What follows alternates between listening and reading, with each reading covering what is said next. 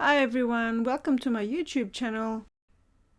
In this video, I wanted to talk to you about the history of ballet dance. If there's more interest, then I might add some more videos in the future. Okay, so I'll get started now.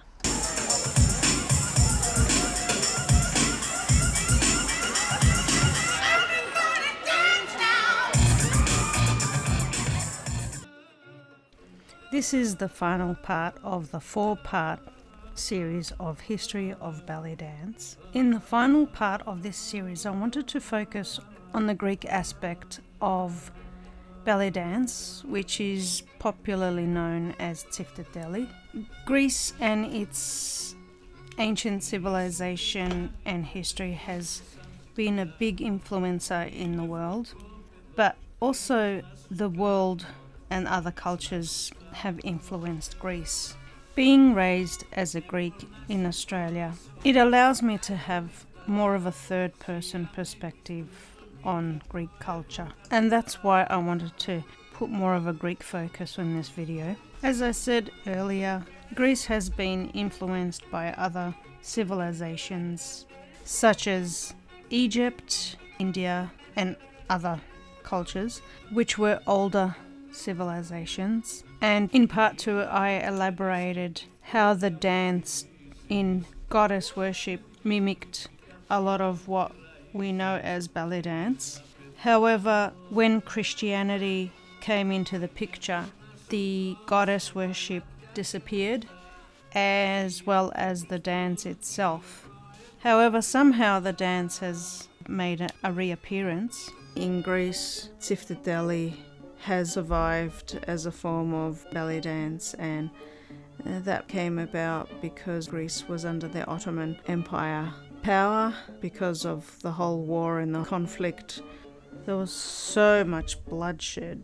The people displaced from there, they were both Greek, Turkish, and they brought it back to life in Greece through the Rembetica genre of music and dance. But Tsifteteli in Greece has taken more of a social dancing form. It's not like something that you perform, it's something that you do with your friends at a party listening to songs.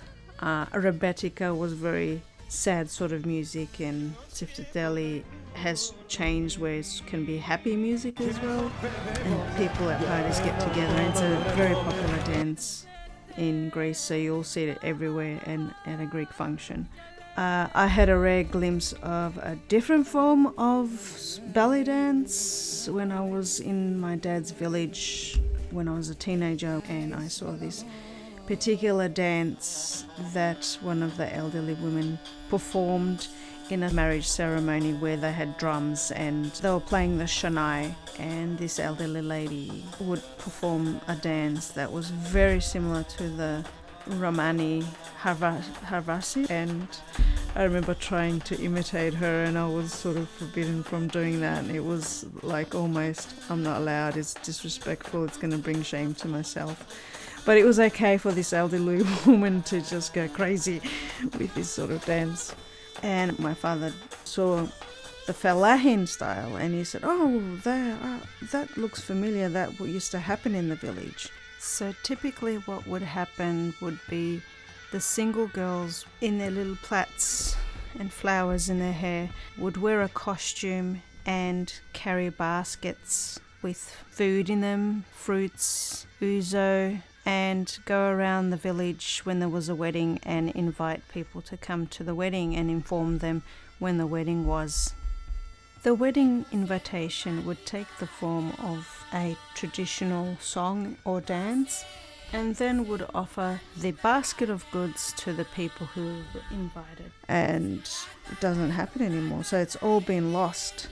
Maybe it's been lost because the next generation didn't think it was so fashionable anymore. Greece has been influenced by the fashion industry. These traditions aren't so cool anymore. Another reason that the dances are no longer practiced is because they're not considered very modest, and at a time where there's war, these are very much discouraged. When I was discouraged, they become very inappropriate for you to do it. You would be the only one dancing, and it more or less becomes forbidden.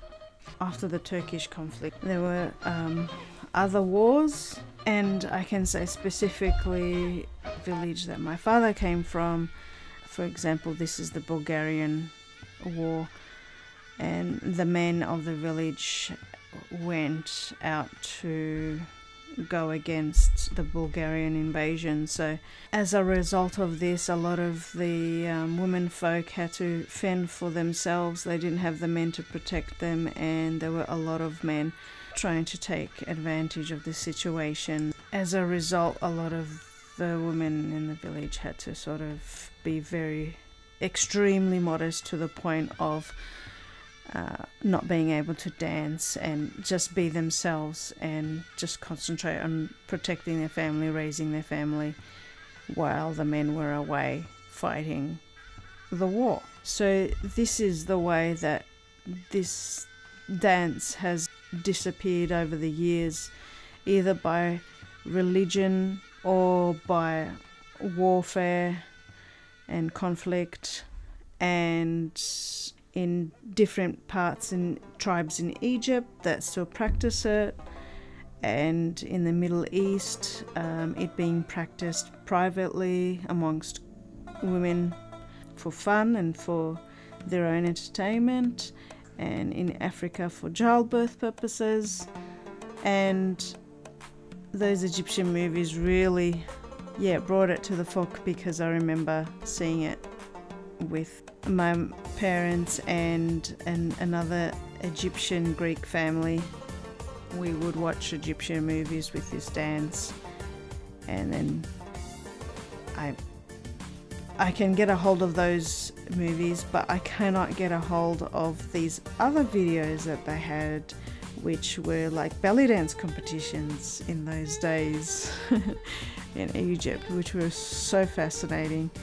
And as soon as this dance gets suppressed, somehow it comes out in some other way through some other avenue. So when I talk to other people and ask them how they came across ballet dance, well, they've come across it from various different means also. So some people have gone to restaurants and seen it, or they went to a show and they saw the tribal. Ballet dance has also undergone a lot of change in the past few decades, dramatic changes, and has been modernized and changed. You see a lot of fusion type ballet dances, and there's props that never were in there. Yeah, it's really changed from the dance rituals that they had from thousands of years ago to what it is today. Even the costumes and the music, so many changes have been made to it. So it'll be interesting to see how it further develops and incorporates other dance forms into the dance.